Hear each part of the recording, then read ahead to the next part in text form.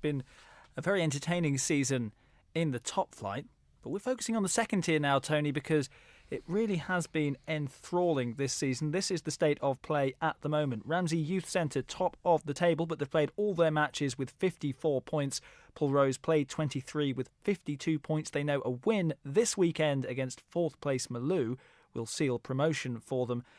Then you have Ramsey played 22 on 50 points, and Maloo in fourth played 22 on 48 points. It's incredibly tight, Tony. How do you see it going? I think it's really tough to predict. I think we'll know a rough idea by Tuesday night because Maloo play Pulrose tomorrow. So that's going to be interesting to see how that one goes because, you know, Pulrose are a little bit of a seesaw side at the moment. I don't think they're showing the force that they did at the start of the season, and they need to be on the money tomorrow. But, you know, Maloo's going to be a real difficult task. It's going to be physical because there's a lot of experienced players there at Maloo's and good quality players as well. So they'll see how that one goes. But, you know, Ramsey Youth Centre, the top of the table, but it's out of their hands. They've finished their games. But when you look at Ramsey, they've got Maloo to play and Foxdale to play.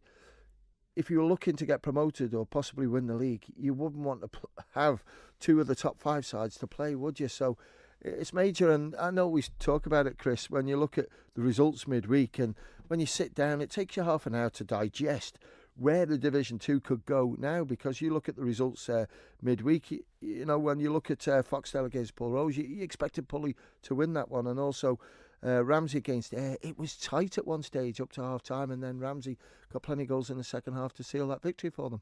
Is this where it comes down to then? It's who can keep their nerve, who can keep their bottle, and this is when the pressure is high. There's plenty riding on these matches, and even if you're going into a match and you're expected to win comfortably, sometimes then complacency can creep in, and that's when errors start to be made. And at this stage of the season in particular, errors are very, very costly.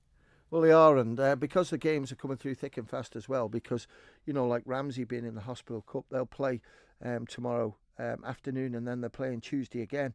Ramsey are involved in the Cal Cup, so, you know, it's the same sort of crop of players that are sort of being asked to play, you know, 2-3 times a week. I know they're young lads, but it will take its toll on them in the end. And, you know, with the dry weather that we had, Chris, as well, it's amazing when you hear the amount of injuries that have cropped in, and when you think 12 months ago people were talking about let's have summer football and forget the winter football.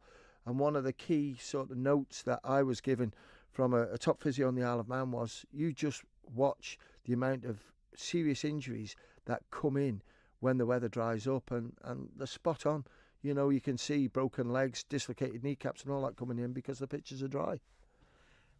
How do you view Ramsey Youth Centre's position in all this, Tony? Because they've played all their matches. They are top of the table as it stands with 54 points.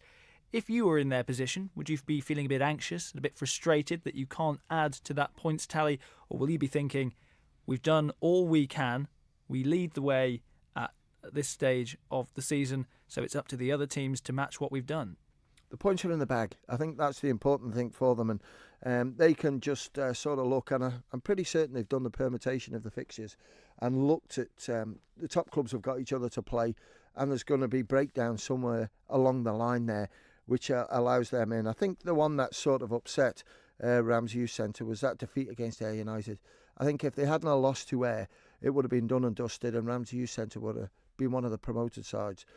What makes it more amazing for Ramsey Youth Centre, when you look at their combination team this year, they've struggled to field teams. So they've done it on a skeleton squad, which makes it more impressive. And now they've got to just wait and see. And even if they don't get promoted, and at the moment it's a big ask for, you know, the other teams to, you know, just win maximum points and take it away from it. We just don't know what's going to happen. But at least they've got the opportunity, I would think, to play in the Paul Henry, and it gives them chance to get silverware. But when you look at sort of around them, Pulrose, you've got Foxdale, you've got Ramsey, all around there chipping away, and Maloo.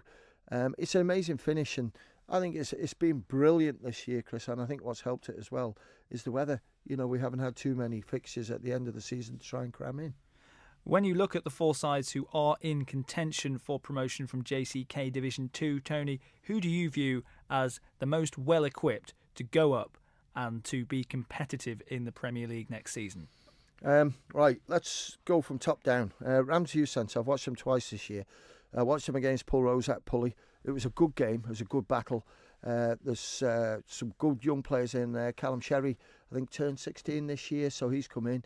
Daniel Sherry's in there as well, so they can score goals, so there's no problem there. But it's a team that I think needs younger players, and Ramsey Youth Centre have always had one of the best junior setups, and they need to sort of get that sort of young quality player that they had in the junior setups coming through into that first team. So that's something they need to work on, because there's some serious, I don't know what Jason Crane is, but he seems to have been around for about 50 years. But, you know, there's quite a few players there, I would say 30 plus. And that Premier League now, as Frank has said, and Alex, is like running a 100-metre dash. It's so athletic now and so quick. Pulrose United got good young players in there who it'd be interested to see if they gain any players to make them stronger. But the young players there can only get better. Ramsey, I've been impressed with. I like Ramsey. I've watched them 2 or 3 times. I like the way they play football, and they've got a nice blend of youth and experience.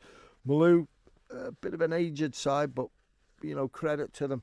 A bit of a waste seeing Dean Kinley in goal, because I know he's a good goalkeeper, but he's an excellent outfield player. And to be honest with you, I've always said I'd rather him stay at Malou, but I've always wanted to see Dean play in the Premier League, because if he really put his mind to it, you know, he's one of these. He's happy to go with what he's got. He could be in the Ireland squad. I've said that for the last 2 or 3 years. I noticed him a couple of seasons ago when we played him in the Hospital Cup game, Corinthians, and he's excellent. But you know, if he's happy enough to play with his mates, then that's it. And you know, Foxdale, I think would find it tough, because again, you know, the players that they've got there are a little bit older. But you know, I think certainly Pulrose and Ramsey, with the younger players there, possibly better equipped than maybe the other ones around them.